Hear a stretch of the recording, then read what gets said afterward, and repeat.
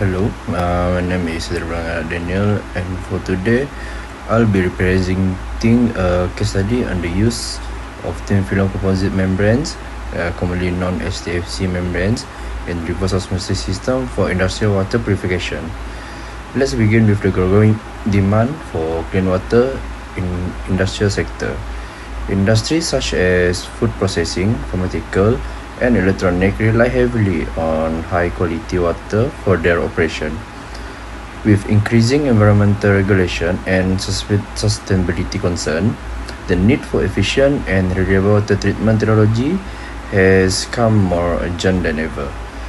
Traditionally, industries have used a method like sand filtration, chlorination, and coagulation. While they are useful, they fall in removing dissolved salts, organic compounds, and microorganisms. Modern methods, especially membrane-based technology, offer a better efficiency and cleaner result with less chemical usage and waste generation.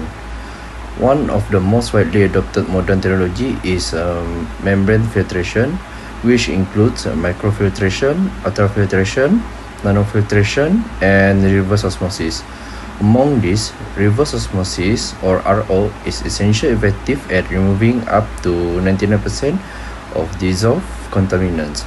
Now, at the heart of RO system are the membrane, and this is where the thin film composite membrane come in. TFC membranes are made up of a very thin polyamide layer on top of a porous support structure. This design gives them excellent salt rejection, high water reflux, and strong chemical resistance. They are durable, efficient, and suitable for treating a wide range of industrial wastewater.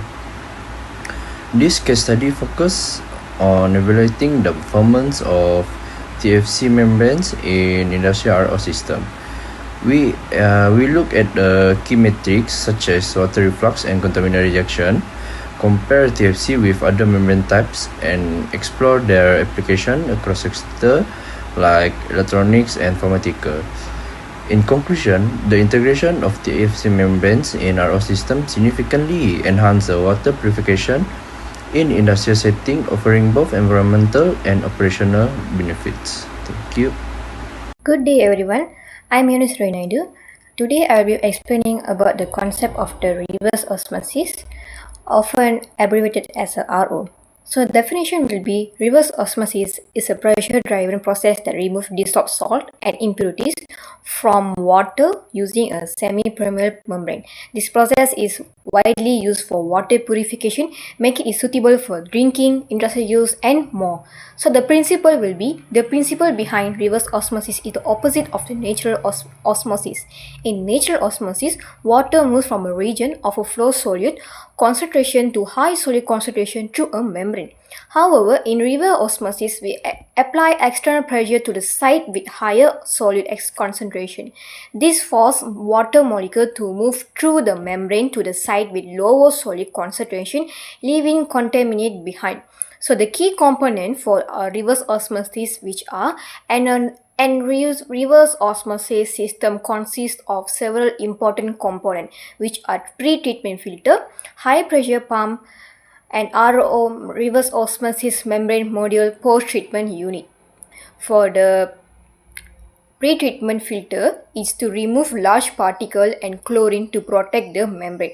For the high pressure pump, it provides the necessary pressure to drive water to the membrane. For the reverse osmosis membrane module, the core component that separates pure water from the component, and the last one is the post-treatment unit, further polish the water, removing any remaining taste or odor. The fourth one is about the separation mechanism. Reverse osmosis separates contaminant from water mainly through size exclusion, which are the membrane has tiny pores that allow only water molecule to pass, blocking large particles and dissolved salt. The second one is diffusion. Some smaller molecule may pass through, but the most impurities are rejected due to the membrane's selective permeability. The For next one is about the industrial application. Reverse osmosis is used in many industries including power plant, is for boiler feed water and cooling system. For food and beverage processing, it ensures product quality by removing the impurities. In pharmaceuticals, produce high purified water for drug manufacturing. And the last one is about wastewater reuse. It treats and recycles industrial wastewater, reducing environmental impact. For the conclusion is, in summaries, the reverse osmosis is a highly effective water purification method that uses pressure and a semi-permeable membrane to remove a wide range of contaminants. Its application span from providing safe drinking water to supporting critical. The next one is about TFC membrane, also known as a thin film composite membrane, which are widely used in water purification technologies like reverse osmosis. Firstly, let's look at the structure of TFC membrane. These membranes are made of three main layers, which are the polyester support layer, provide mechanical strength and support, and top of that there are microporous polysulfone layer, which act as a porous middle layer for water transport. Finally, the top layer is a polyamide thin film selective layer, which is responsible for the actual separation of contaminants from water. This layer is very thin but highly selective. Next, regarding the fabrication technique, TFC membrane are typically made using a method called interfacial polymerization. This process involves two monomers reacting at the interface of two immiscible phases, often water and organic solvent, to form the ultra-thin polyamide selective layer. Now, when evaluating the performance of TFC membrane, there are three parameters to consider, which are permeability, which refer to the rate at which water passes through the membrane. Second is selectivity, which indicate how effectively the membrane can reject contaminant while allowing clean water to pass through. Third is flux, which is the overall output of filter water over a given area and time. Together, these factors determine how efficient and effective the membrane is in a real-world application. Hello, my name is Rainer Belton, and for my part, I will be talking about the importance of TFC membrane in industrial RO system. Thin film composite membrane or TFC membrane play a crucial role in improving industrial water purification using reverse osmosis system.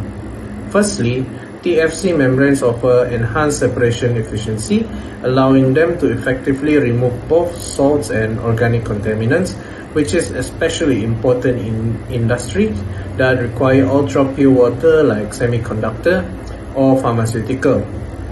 Secondly, they are highly adaptable, performing well under a wide range of pressures and temperature. This means industries can rely on them even when feed water quality changes or operating conditions fluctuate. Another major advantage is their compatibility with different water sources, whether it's municipal supply, brackish water, or even industrial wastewater. This flexibility enables industry to reuse water efficiently. Lastly, TFC membrane are vital in enabling advanced water reuse system and even zero liquid discharge setups. This system helps industries move towards sustainable practice by recovering nearly all water and minimizing waste. Now I will explain a case study based on application of novel membrane technology for textile wastewater treatment in Tirupur, India. The textile industry is an important economic sector in India, but it generates a huge volume of wastewater containing dyes, salts and various harmful chemicals. These pollutants are difficult to remove using traditional treatment methods, and they can cause environmental damage if not properly managed. In Tirupur, a common effluent treatment plant or CETP handles wastewater from multiple textile units. However, this plant faces major challenges including extremely high total dissolved solids as well as high level of alkalinity, hardness and organic pollutants like BOD and COD. Another big issue was membrane fouling, which means the filter often got clogged and require frequent cleaning and replacement. To address these problems, a new solution was introduced using thin film composite nanofiltration membrane. In this study, they used a polyether sulfone based membrane modified with 2% tannic acid. This membrane acts as a pre-treatment before the reverse osmosis system. By using this membrane, the pollutants load on RO system is greatly reduced. This helps improve overall treatment efficiency and ensure better water quality. The membrane also has good anti-fouling properties, meaning it can resist and maintain higher performance over time. This design makes it possible to produce cleaner water and can even be reused for industrial process. So let me continue for the case study result and performance part. As you can see in the table, the membrane delivered outstanding removal efficiency across several critical parameters. TDA dropped from 14,500 mg per liter in the feed to just 806.45 mg per liter after treatment, a removal rate of 94.4%. Biochemical oxygen demand was reduced from 40 to 16.65 mg per liter, achieving a 58.5% reduction. COD fell from 140 to 45.45 mg per liter. Turbidity decreased from 14 to 3.2. Alkalinity and hardness were also significantly reduced by 78% and 77.3% respectively. These results mean the treated water meets reuse standard for both industrial and agricultural application as validated by APHA methods. Moving to system recovery and permeate quality, the membrane achieved a water flux of 43.5 liters per square meter per hour, indicating high permeability. The flux recovery ratio improved dramatically from 74.6% in the unmodified membrane to 94.8% in the TFC and F membrane, reflecting excellent anti-fouling properties and efficient cleaning. On the energy and operational side, the membrane operates at a load pressure of just 4 bar, which translates to lower energy demand. Its high hydrophilicity and anti-fouling performance mean less frequent cleaning and a longer membrane life, thanks to the improved surface characteristics and cleaning efficiency.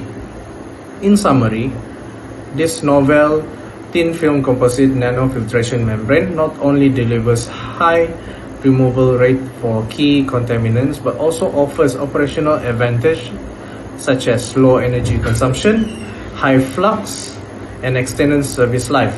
These features make it a promising, sustainable solution for textile wastewater treatment. Thank you.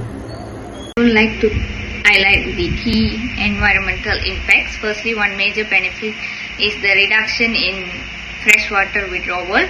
This means we are using less natural water like from rivers, lakes or groundwater source, which helps to conserve our water resources, especially in areas facing scarcity. Next, there is a decrease in chemical usage and sludge generation. By optimizing process, we reduce the need for harmful treatment chemicals and lower the production of sludge. This not only minimizes waste but also cuts down disposal costs and environmental risk. Thirdly, these efforts contribute to sustainability and regulatory compliance. Companies that adopt environmentally friendly practice are more likely to meet environmental regulations and enhance their brand's green reputation. Lastly, it plays a vital role in achieving the UN Sustainable Development Goals, specifically SDG 6, Clean Water and Sanitation, and SDG 12, Responsible Consumption and Production. These goals encourage us to treat and reuse water responsibly and to use resources efficiently, supporting a healthier planet. In short, these impacts aren't just environmental wins, they are practical, strategic actions towards a more sustainable future. Thank you.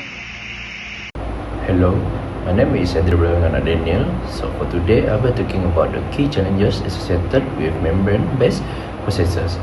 particularly in applications such as water treatment and desalination. Although membrane technology like reverse osmosis and nanofiltration have become essential in the modern water purification system, they face several limitations that can affect the performance, cost efficiency, and environmental impact. Let's walk through this one by one. So one of the most significant and persistent issue is the membrane fouling. Fouling refers to the accumulation of unwanted material on the membrane surface, and it generally comes in four forms. The first one is biofouling. This is caused by the microbial growth and biological activity. Second is scaling, which results from the crystallization of inorganic salt. Third is organic fouling. This comes from the natural organic matter like oils, fats, and protein. And lastly is particulate fouling, which is due to the disposition of suspended solid and particle. This type of fouling reduce the membrane permeability and lower the water reflux and increase the energy consumption. Over time, they can significantly shorten the lifespan of the membrane, increasing the clean frequency and even lead to system failure if left untreated. So, as a result of fouling and membrane degradation, another challenge has arisen. That is the high frequency and cost of membrane replacement. Membranes are not inexpensive. Frequent replacement not only adds to the operational cost but also increase the downtime of the system and demand additionally for maintenance. For many small or budget-constrained facilities, this becomes a major barrier to adapting or expanding the membrane-based system. So, to maintain the efficiency and prolong the membrane life, routine cleaning and maintenance are necessary. However, this presents another challenge. Cleaning often involves chemical solutions which have their own health, safety, and environmental concern. Additionally, this process demands manual labor, monitoring, and process downtime, all of which translate to a higher cost and reduce the system availability. If cleaning is delayed or not done properly, the risk of irreversible membrane damage will increase. The fourth challenge is disposal of brine or reject stream. During the processes like reverse osmosis, a large volume of concentrated waste waste like rich in salt and possibly chemical is produced. Disposing of the brine is not simple. If released untreated into the environment, it can harm the marine freshwater ecosystem due to its high salinity and toxicity. On the other hand, advanced treatment or safe disposal solutions such as deep well injection or evaporation pond can be expensive and require additional infrastructure energy. Lastly, the membrane system has a limitation when dealing with extreme high salinity water, such as brines from oil and gas operation or industrial wastewater. High salinity fluids place additional stress on the membrane due to the increased osmotic pressure, requiring more energy to push the water through the membrane. Not only does this raise the energy cost, but it also accelerates the membrane degradation and fouling, making the system inefficient and sometimes even impractical for such application. To sum up, the membrane technology have a great potential and are widely used for water purification and desalination. But they come with several challenges, from membrane fouling to high replacement and maintenance costs to difficulties in brine disposal and limitation in treating highly saline water. Overcoming this challenge will require advancement in membrane material, improve the treatment strategies, and sustainable waste management solution. Innovation in this area will help to ensure the membrane-based processes remain both efficient and environmentally responsible. Thank you for your attention. Now, I'll be discussing the future perspective in the field of membrane technology, particularly focusing on advancement and trends that are shaping the future of water treatment and sustainability. First is innovation in TFC material. First, let's look at the innovation in thin film composite material. Researchers are developing new materials such as graphene oxide, aquaporine, and carbon monotube. Not monotube, nanotube. This advanced material can significantly improve membrane performance by increasing water permeability, selectivity, and resistance to fouling. This means we can achieve higher efficiency and longer membrane lifespan in water treatment process. Next is smart monitoring. Smart monitoring is becoming increasingly important by integrating artificial intelligence, which is AI, and the Internet of Things, LOT. We can achieve real-time system management. This allows for continuous monitoring, early detection of issues, and optimized operation, which reduce downtime and maintenance cost while ensuring consistent water quality. The third is about sustainable operation. Moving on to sustainable operation, there is a growing trend to couple reverse osmosis and TFC system with renewable energy sources such as solar power. For example, solar power reverse osmosis system can reduce the carbon footprint and operational cost, making water treatment more environmentally friendly and economically viable. Fourth one is about hybrid system. Another exciting development is the use of the hybrid system. By combining reverse osmosis with other technologies like forward osmosis or membrane distillation, we can enhance water recovery rates and treat more challenging water sources. These hybrid approaches offer greater flexibility and efficiency in addressing diverse water treatment needs. The fifth is about policy and funding.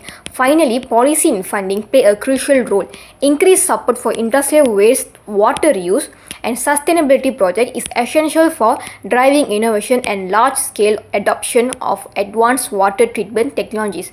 Government incentive and funding can accelerate research, development, and implementation of this solution. So, in conclusion, in summary, the future of membrane technology is very promising with advance in material, smart monitoring, sustainable operation, hybrid system, and supportive policies, all contributing to more efficient, cost-effective, and sustainable water treatment solution.